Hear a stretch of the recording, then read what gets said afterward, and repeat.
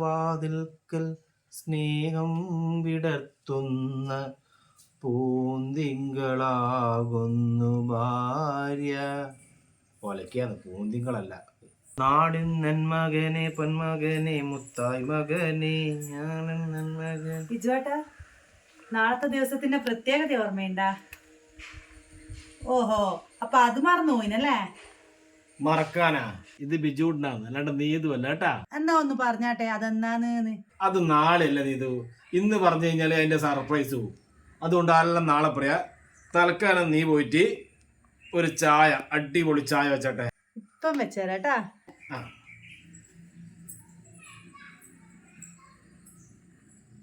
നാളെ എന്തേനു? നാളെ എന്നാ ദിവസോ? നാളെ ബുധനാഴ്ച നിനക്കറിയാം. അതല്ല, നാളെ എന്തെങ്കിലും പ്രത്യേകത ഉണ്ടാ? പിന്നെ നമ്മ പറഞ്ഞ ആഘോഷിക്കണ്ടേ, ഭയങ്കര ആഘോഷിക്കാനെല്ലാം പറഞ്ഞ നമ്മളെ കല്യാണം ഏതോ വേനിക്കാലത്ത് ഏതോ ദിവസമാണ്, നാളെ ഇന്നല്ല. അമ്മേന്റെ പിറന്നാളായ പറഞ്ഞ പോലെ അമ്മേന്റെ പെരുന്നാളായാ ആയിരിക്കും, അല്ലാണ്ട് വേറെ നീ ആഘോഷോ? ഞാൻ നിന്നോട് ചോദിച്ച കാര്യം അമ്മയോട് പറയണ്ട കേട്ടാ. ബാക്കി അച്ഛനെല്ലാം മാനേജ് ചെയ്തോളൂ.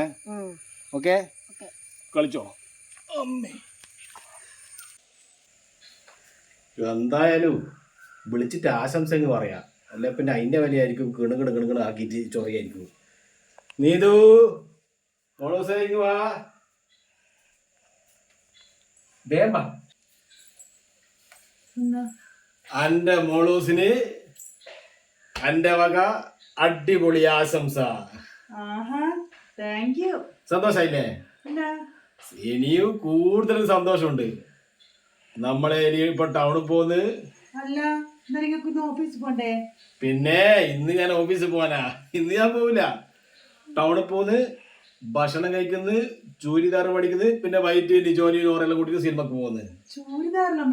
എല്ലാം പോണം. അല്ല സ്റ്റാറ്റസ് ഇടുന്നില്ല? സ്റ്റാറ്റസ് ഒന്നും വേണ്ട, നമ്മളെ കാര്യം നമ്മൾ മാത്രം അറിഞ്ഞാ മതി. അപ്പൊ ആ പ്രതീക്ഷയും പോയി.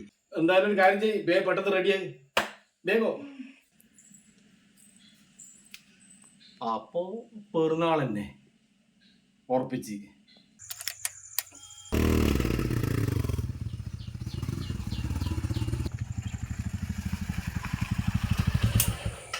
രണ്ട് ചൂരിദാർ കൂടി എടുക്കരുത് കേട്ടാ മോളൂസേ. അതെന്നും എടുത്തൂടെ? ഞാൻ ഈ ഒരു സന്തോഷം എന്റെ അമ്മേനെ വിളിച്ച് പറയട്ടെ കേട്ടാ. പെട്ടെന്ന് വിളിച്ചു പറയും. എന്നാ വിളിച്ചു പറയുന്നത് കേൾക്കാം. അങ്ങനെ ഈ ദിവസത്തിന്റെ പ്രത്യേകത അറിയാലോ.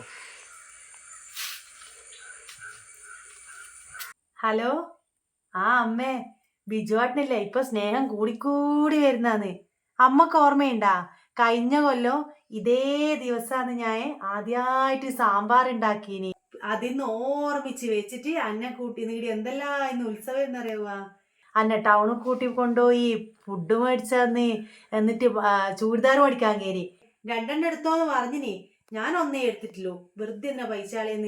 ഇനിയിപ്പം വൈകുന്നേരം സിനിമക്കും പോകുന്നുണ്ട് പോലും. ഞാനതല്ല, ഇന്ന് ഇങ്ങനെയാണെങ്കിൽ അടുത്ത ആഴ്ച എന്റെ പിറന്നാള് വരുന്നുണ്ട്. അതെന്നേരിക്കൂ, ഒരു ഉത്സവം തന്നെയായിരിക്കും.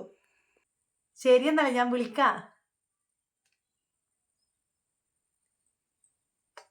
പിന്നെ നീ കഴിഞ്ഞ കൊല്ലം വെച്ച സാമ്പാർ അടിപൊളി സാമ്പാറായിരുന്നു കേട്ടാ. ഇന്നും അതേപോലത്തെ സാമ്പാർ വെക്കണേ. ഇനി ഞാൻ ആശംസ പറയട്ടെ. ഹാപ്പി സാമ്പാർ ഡേ പോരെ.